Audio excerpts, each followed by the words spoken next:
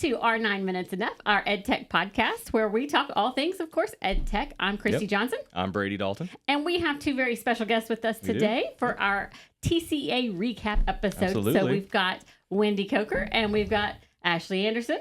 And we're going to talk about what you guys did in TCEA. Yeah, it's exciting. Yep. All right. Yeah, so like what was the vibe? You know, every year is a little bit different. So like what do you feel like was maybe the overall vibe? What was like maybe the trends of this event? Everything AI. Yeah. Everything. Absolutely. There was a lot of AI stuff. Yeah. I mean, it's really overtaken. Yes. Not just the world, but schools for sure. Even the sessions that weren't overtly about AI had some kind of AI tie-in. Yes. Yeah. And I think that the ones that I saw that had the most people at them were ones that were specifically dealt with how to incorporate AI in our school districts, not only for our teachers, but for our students also. Yeah.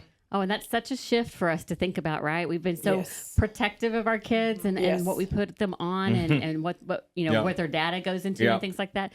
So that's going to be a little bit of a mind shift, I think. Yes. So A few that I went to were also about how to incorporate, like how to build an AI policy that does that. Yeah. Yes. Because I think that's something we're really going to have to think about that hasn't necessarily been. Yeah. Absolutely. Yes, I mean, we very might. I think our AI policies are probably pretty weak right now. Yeah, so we really need to beef And there those were up. like Northwest and Belton, both of those ISDs. There was two of those. Once I went to their sessions, they were sharing their policies. They're like, don't start over. And so they're actually sharing them, like giving them as a resource. Yeah, and go, hey, you take this and run from it and start from there, so that you're not starting from scratch. Yeah. So, Which I get on those, it's like for those bigger districts, they have the resources. And I don't mean like just like what they have, like as people wise. yes. Because when you create these policies, you want to have like multiple inputs. You want community and They stuff. created actual AI committees. Yeah, and actually that's built it. hard to do for smaller districts is to get people to buy in to be part of that. Yes. So it's like, let's piggyback off those people for sure. Yes. Absolutely. Let's take all the legwork they put into it and then tweak it for what works. And if they're willing to share it, then absolutely, let's take it. Yeah. For sure. Yeah.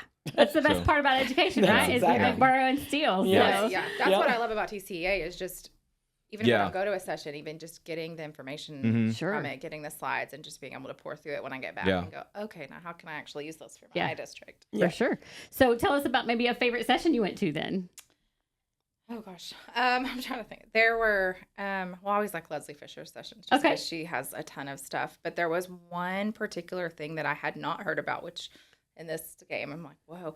And it was called, it was for writing specifically. Yeah. But like with Curipod, the AI gives the students all feedback. And on this one, you could do that too, but it also had the students with a rubric that you could put in where they were grading each other's writing. So it took it to that next level, and I have to remember what it's called. Did it like show the rubric to the kid and they base it off of that? Or put the rubric in and then it would give, so it was all anonymous. They would get two other students like writing samples and then it would ask them specific questions. So they were only looking at one piece of the rubric at a time. They weren't grading the whole thing. They were like, you need to look and see how they did on this specific task. Yeah. And so then they would go through and comment and give feedback on two different ones. And then the kids would get that back. And it was nice for them to be able to see how other kids are writing, but also like how they should be looking at their writing and others' writing. So what should and shouldn't be happening in it. So it was really, really That's cool. some serious critical thinking skills too, because now you're comparing rubrics and writing and it's somebody else's writing, and then you're comparing it to your writing. And mix of AI and that would be really, really cool. Oh, that's cool. Well, I think it also takes off like the anxiety of, we all did it when we were kids, like pass your paper to the left and you're going to grade it. And you're like,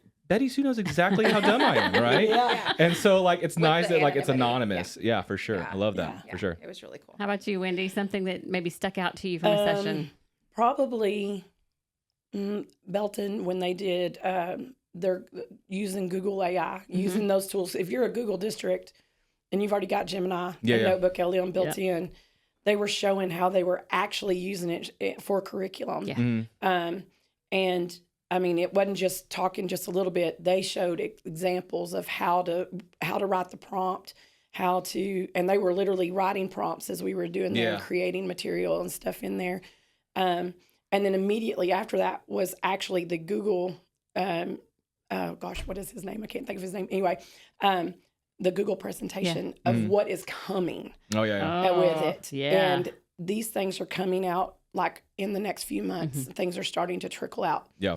But he was showing some of the creative things that you can do with a NotebookLM and Gemini, and it was nuts. And they were given examples of things of how to use these for different things. And I think that is where in education, we've got these AI tools out there, but the teachers really aren't sure how to use these in the classroom and what possibilities we can have. And I think sometimes we limit it a little bit with we think it can only do this, and then someone else does something with it, and we're like, oh, we didn't even think of that, you know. And I think more interaction, that's where our ed tech group could be really big.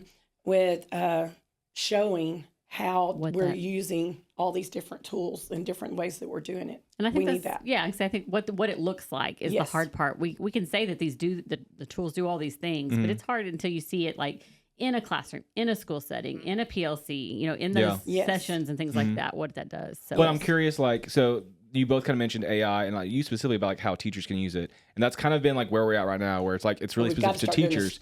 Yeah. Did you see anything talking about like, hey, we are allowing our kids to use some of these mainstream ed tech or AI products? And Northwest, those are two big AI ones that I went to. They both have students using them. The one thing with Google is you can limit a lot, and we have a lot of ways to limit the access for students. And if you are a Google district using the EDU licenses, they do not use that any of the material you put in there for their models. So nobody's looking at that. They're, you know, it stays private. Which is a big deal when you're talking about students, because teachers will try to be a little more aware. We still make mistakes about that, but and admin, but students won't. They're going to put stuff in there. So you want something that you're going to make sure the data's safe. They showed how using, I think the NotebookLM tool is going to be a huge tutor for kids coming up. With teachers being able to assign that, and just the specific source, they can't pull in anything else. It is just the material you're putting in there. And then they are interacting with that material. What I like with it, that they can differentiate how they want, they want, what product they want to get out of it to fit their learning needs. Because that's huge. It's that's very that big. Voice and choice, right? I mean, we're really giving them the option for choice without the teacher having to say, these are your choices. We're taking the time to create all those different options. For sure. It's so time consuming, but when they can click a button and say, I want a podcast, or I want a practice quiz, or I want flashcards, or I want notes. That's big. That's very big. Well, and I think the key word that we're going to hear a lot more of lately, or coming up, is personalized learning. And I think that's going to be the biggest way that AI can, because it differentiates. That's the big piece that we're always harping on to our teachers and struggle with. And I think this could be a huge tool to help our teachers do this. I think we have to teach the teachers how to use it effectively so they can teach, to not be scared of it, so that when they take that to the students and not use it. And like, our administrators. I went to a Fraud Tech, one of the sessions that was the owner with Amy. Amy. And one of the best things that she said was, when you're putting whatever prompt you're putting in to your GPT, which they also have a chat GPT just for teachers that you can get as a district. Throwing that in there. But she said that whatever you put in, at the end of it, say something to the effect of, now ask me questions one at a time until you are ready to move forward in this prompt. And so then it starts to really dig and get to know really what you want without you having to keep adding and adding and adding. It's asking you. And and it's huge. I have started asking, what do you need to know from me? And like, that makes a big difference, because it'll say, hey, bullet point these things for me. So it'll say, what do you want this to do? Or how do you want this to act? Okay. We're almost out of time. So any last takeaways from TCEA that you want to bring up? I think we're all going to have to approach the AI. We've all been kind of hands off on this, especially with student use. It's not going anywhere. Matter of fact, it is going to be a huge job skill for these kids that are graduating in the next few years.